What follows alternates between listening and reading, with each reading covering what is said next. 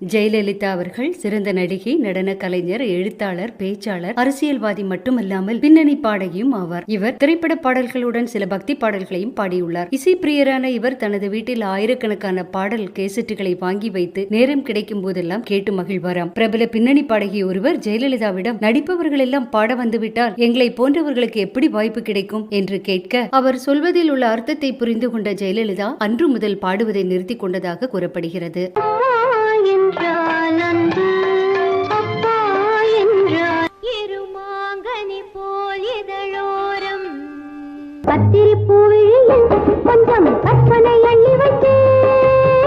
மணமேடை மீது அணியாத போதும் மாங்கல்யம் என்றும் புனிதம்.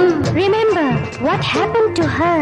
Yes, always yours. உலகம் ஒரு நாள் பிறந்தது.